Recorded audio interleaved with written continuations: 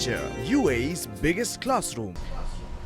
Welcome back. As I was saying, these are some of the ways we use to give feedback to our children. In psychology, we call these categories. Category 1, positive stroke or appreciation. Category 2, negative stroke or criticism. And category 3, no stroke or the cold shoulder strategy. Now, some of these ways of giving feedback are extremely effective and they help our children grow and develop. Now, our intentions are always honorable. We want our children to grow up and develop and be the best, but sometimes, knowingly or unknowingly, some of these strategies are quite detrimental to the growth of our children and they leave everlasting scars on them. So today, brothers and sisters, we're going to discuss the topic of the do's and don'ts of appreciating our children. We welcome you to this program and we look forward to having a wonderful hour sharing insights on this very profound topic. Now, to add value to this program, we have a young guest with us, and this young guest is a representative of Generation Z, a teenager, and we would love to get his insights. It's now time to welcome Aman to the studio. Aman, a very warm welcome to the program. It's a pleasure to have you on board. Same here, thank you. Yeah, would you want to introduce yourself for our audience? Hi, I'm Aman Iqbal Ibrahim. I'm 14 years old. I study in grade 9 in the Arun English High School, Sharjah, Boys Branch.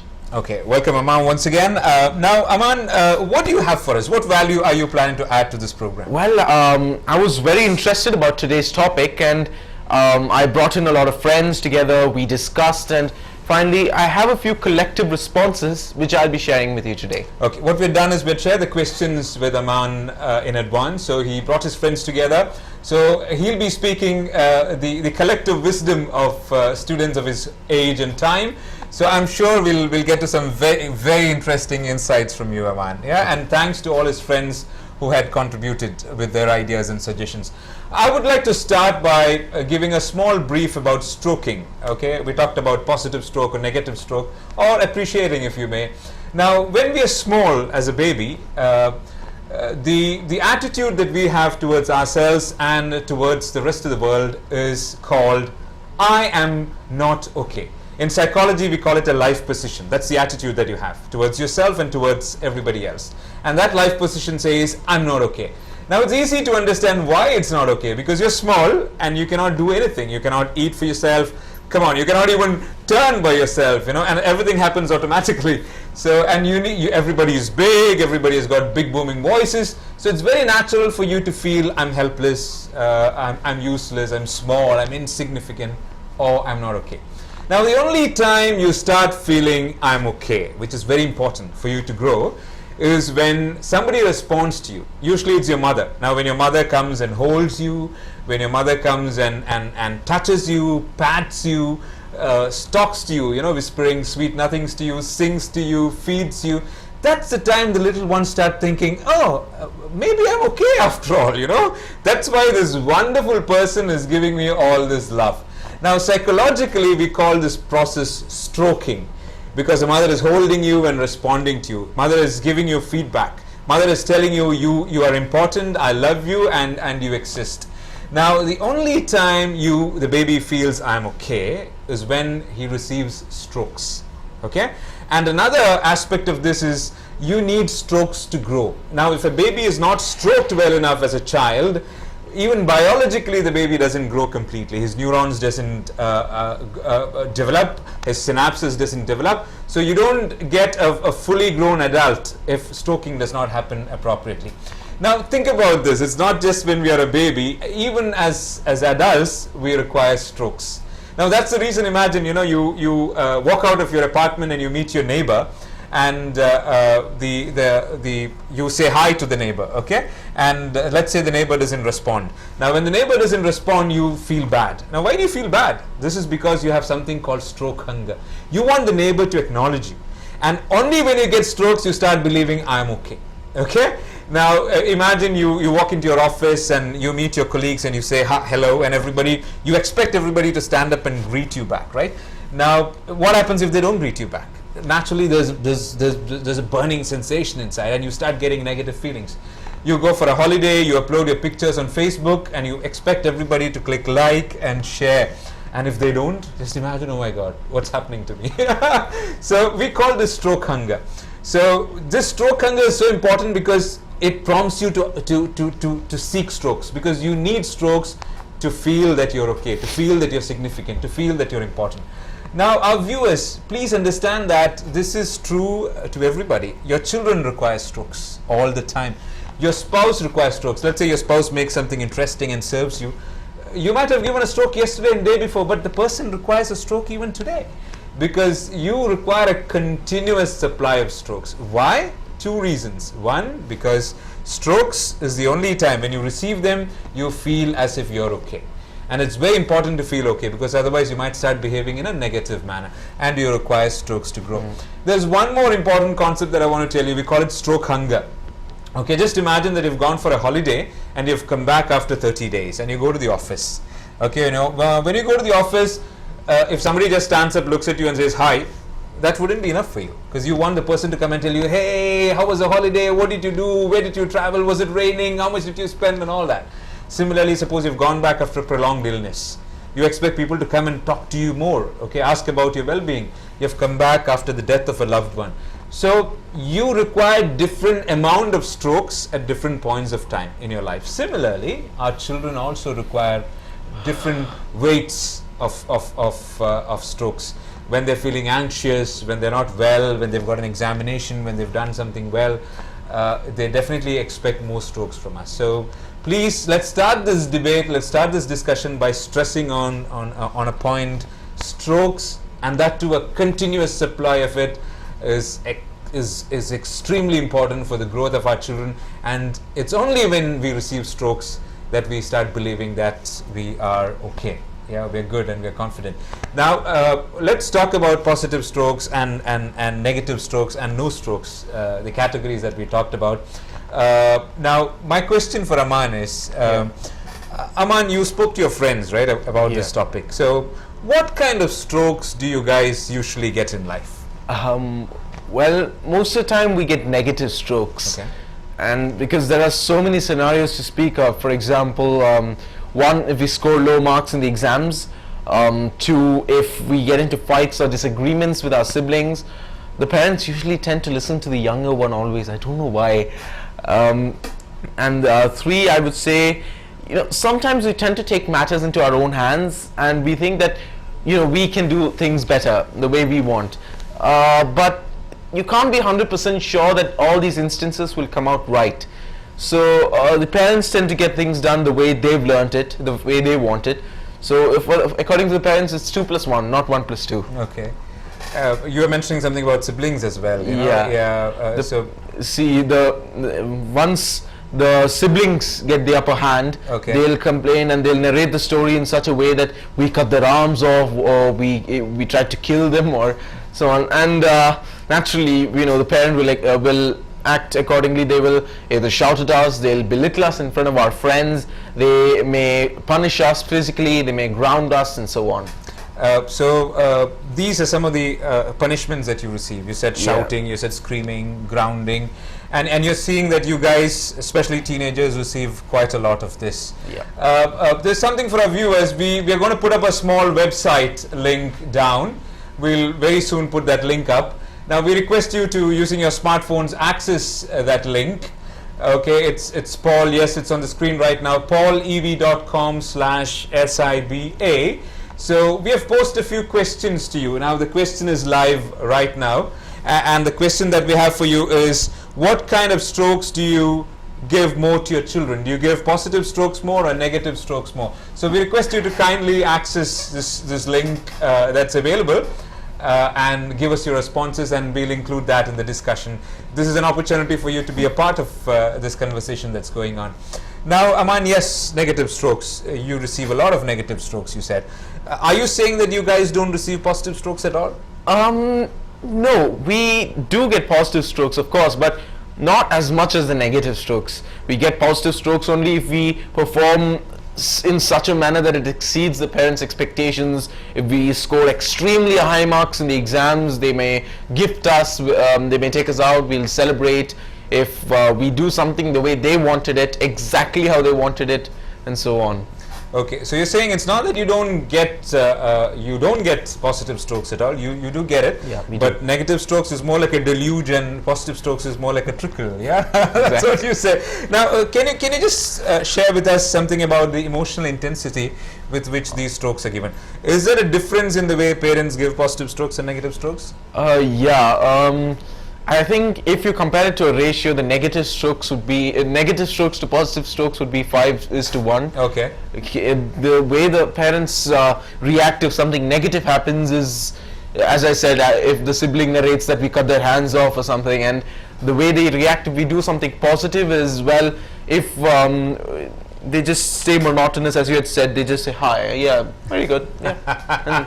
Interesting insights from the youngsters. What they're trying to say is, usually when positive strokes are given, parents do it in a very impersonal, cold way, saying that, good job, yeah, you can do better. But when negative strokes are given, the face goes red, and they shout and they scream and they say, you will never succeed. So just imagine, do your friends talk about situations where you do something well and parents say, wow, great job, we love you? Do they talk about that? Well, I can't say half, less than half do. Okay. Most of the parents, as I said, they're monotonous. Yeah, good. You're my son. Yeah. I expected that True, from you. true. Yeah. I hope you guys understand the difference in the treatment that we give to our children. When we are upset, when negative strokes are given, a lot of emotion, so that these becomes inscriptions in the minds of our children. But positive strokes are usually given in a very unemotional, detached kind of way. And one of the things, I was talking to him before the show. He said, usually when we give negative strokes, we directly hit the person. We say, you're bad, or you'll never succeed, or you're pathetic. But positive strokes, we usually talk about your performance is good. Yeah. So when we are negative, we directly hit the person, which hurts them quite a lot. Now, let me talk about the no stroke situation, where you're cold shouldered. Do you guys face situations like that? I would have to say yes, we do.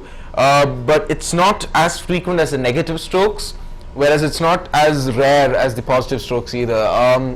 What happens is, for example, if we do something wrong, if we get into a fight with our siblings, most of the time when we get these no strokes treatment, what most of my friends said is that they feel like this is some of the residual anger from this fight with the siblings, or from the wrongdoings which you've done. So what do parents do? For example, if they're buying sweets, toys, etc. for these siblings, they may not buy it for us. Okay. If we're going out somewhere, they'll leave us at home. If the parents want to go and have fun with the rest of the family, they may tell us to go to our room. They may ground us. And before I ask the next question, I invite you to visit the website paulev.com/SIBA.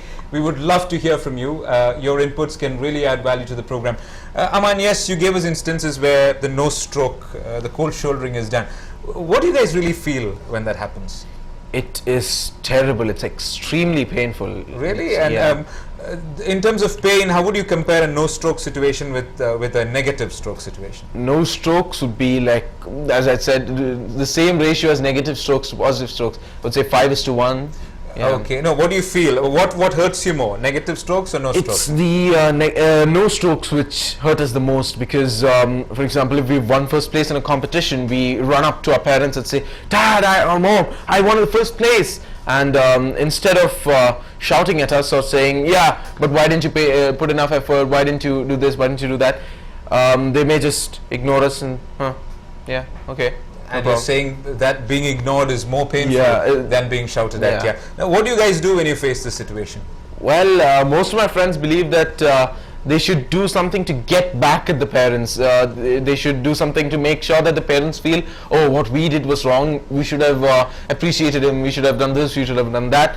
So most of the time we do negative things. We may leave the lights on when we leave a room. We may, when we come back from home from school, we'll throw the shoes here, the bag there. Everything is a haywire. Now, interesting. See, this is what most parents don't get. No strokes, or ignoring them or cold shouldering them is more painful for them than rebuking them, abusing them, even giving them physical punishment. If you don't get what I'm saying, or if you don't believe what I'm saying, think of a scenario when a new child is born into the family. So naturally the parents will be busy taking care of the young child. Okay, so who is not getting the attention as usual? The older child. Exactly. Okay, so the older child is feeling totally secluded away from the action. So now for him to get strokes, the no stroke scenario is extremely painful for him. So what does he do? What does he normally do? He'll jump on the sofa, or he'll push the cup from the table, or he screams. Then the mother goes and probably whacks him and shouts at him, and he says, wow, that's kind. You have acknowledged the fact that I exist. So kids, when they don't get strokes, positive strokes, when they're ignored, they deliberately ask for negative strokes, because no strokes is more painful than negative strokes. Now there's a secret to a very profound philosophy here. One of the greatest secrets of bringing in behavioral change, and we will talk about it in a few moments. But I would like to share with you the results of the poll that has come in. We have got 8 responses, out of which all 7 of the respondents have said that they give more negative strokes. 7 of them have said we give negative strokes or criticism to our children more than appreciation, and that agrees with research, because what research says is you said 5:1, yeah. right? You guys were close. What research says is that typically we criticize to appreciate in the ratio 9:1. It's every 10 times we have, especially with teenagers, we have an interaction. 9 times we are criticizing. You shouldn't have done that. Don't do that. That's not good. And it's only once that we appreciate. And in a way, guys, parents, you need to realize that children need positive and negative strokes. Okay, because definitely, if we want them to walk on the straight path, we need to guide them. So when they do negative things, we need to give them negative strokes so that they attach pain, psychological pain, to the wrongdoing. And when they do positive things, we need to attach appreciation, so the children attach positive things. But if we overdo on the negative part, psychologically a very, very wrong thing happens. Okay, what happens is that the children start becoming extremely diffident, because especially when kids are small and we give them very personal negative strokes. We're doing it out of love. You will never succeed. You've done a pathetic job. You're the worst. I'm ashamed of you. We are doing it out of frustration, out of anger, and we love them. The problem is they're small and you're big, and whatever we say is accepted directly without a logical rationalization or without them actually questioning it. So they tend to believe these descriptions: loser, somebody who's careless, somebody who's not going to succeed. And trust me, parents, this can really affect our children negatively. If our child starts believing that he is useless, then you can imagine the kind of confidence that he'll have. A lot of children come to us, a lot of parents come and say, my child is not confident, he doesn't speak, he doesn't take up challenges, he doesn't take up opportunities. And when we sit and counsel them, we usually understand that one of the main reasons is the kind of negative feedback that are given to them. Hard-hitting, personal, negative feedback, which is done with a lot of emotional intensity. And we have to be extremely careful when we give such negative feedback to our children. There's an experiment about, which is called Pavlov's famous experiment, done by a Russian scientist called Pavlov. He had dogs, Alsatian dogs with him, ferocious dogs. What he would do is, every now and then, he'll take 2 dogs from the pack and he would administer shocks. Painful electric shocks to these dogs. And these dogs wouldn't know, why they're being given electric shocks. They would cry and they would scream. Now, after continuing this for a few months, what Pavlov did is he pushed his dogs into a swimming pool. Now, dogs are naturally good swimmers, but what happened is the dogs that were getting shocked regularly, after swimming a few meters, they just gave up. We call it learned helplessness, because if you're continuously punished, if it's personal, if it's hit, especially when the reasons are not clear, what happens is you tend to believe that you're no good, you're not okay, you can never succeed. So we find cases where people don't take up challenging jobs, people don't ask for pay rises, people don't learn much, people don't try for a promotion, because deep down they believe that they are up to no good. And you can trace that back to the negative feedback the parents have given, have given, especially when the child was young. Now, I want to connect this to a very important topic. Aman, a lot of students complain about stress in school, Yeah. especially during exam time. Now, recently we faced a very sad incident where a student gave up her life because she was not able to cope up with the stress at school. So my question is, do you guys, your friends, complain about this, about stress? Believe it or not, almost 90% of them, or almost 3/4 of them agreed, yes, we are feeling a lot of stress during the exams. Mostly when I asked them why, what they said was they're not able to understand or cope up with what is being taught in class. And as in the previous episode, one of the girls had said that most of the learning, almost 90% of the learning, happens in class. Since these boys they're not able to understand what's being taught in class, this has a rippling effect on everything else. They go home, they're not able to study. They're not able to study for the exams. This results in not able to answer all the questions in the exams, and finally getting very low marks in the exams. Well, thank you. Inadvertently, without you knowing it, subconsciously, you kept saying because they cannot.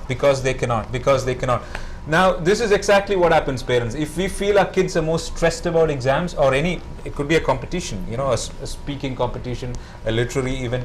One of the main reasons why they're feeling stressed is because deep down they believe that they cannot do it. See, we call it willingness and ability. If somebody is not willing to do something, we can motivate that person. We can tell them the advantages of doing it, the disadvantages of not doing it. But deep down, if a person believes that the person cannot do it, then it's an extremely tough proposition, because a person believes this is too much. I can't understand. I can't study. I can't do it. So that's the reason you become stressed. We parents have to understand the difference between pressure and stress. Yeah. Okay, pressure is when you have a challenge, you feel you can do it, but your hands are full. So you just need to manage time and do it. But stress is when you feel that you cannot do something. So if you rewind, if you think that your kids are stressed, if you rewind, you'll understand that the reason why they're stressed is because of the negative feedback we have given them. Their hearts were like balloons full of enthusiasm and positive energy, and we popped each one of them off, saying, you're useless, you're up to no good. 9:1 times we were giving more negative strokes than positive strokes. Inadvertently, of course, we love our kids, but we do this, and in a way we are planting seeds of failure within them, making them believe that they cannot do it. If they're so stressed today for examinations, imagine they join the corporate world and they're given challenging assignments, they will never be able to match up to anybody's expectations. Exactly. So the question is, yes, you people are feeling stressed. I'm not judging here. I'm not saying all parents are doing this, but majority of cases we find that the true reasons, the root causes behind the diffidence of children is the negative feedback given to them. Yeah. It's time for us to take a short break. Now, the major learning point for us before the break is that we, all of you, should look at the ratio of strokes that you're giving our children. First of all, there's no excuse. You can't say, I'm too busy, I can't give strokes. Understand that everybody is hungry for strokes. And you need strokes to grow. You need strokes to feel that you're okay. Confidence comes from positive strokes. And criticism which is rational, criticism which is done with an objective to improve, not vehement negative abuse. So you have to continue to give strokes to our children. Being busy, being caught up, well, I'm doing all this for them, these are all bland excuses. Our children, our spouses, our colleagues, everybody requires strokes, and we have to examine the ratio in which we stroke. It definitely has to be more positive than negative strokes. So we'll take a short break right now. During the break, use this opportunity to give some positive strokes to your loved ones. They'll absolutely enjoy it. We'll come back after a short break.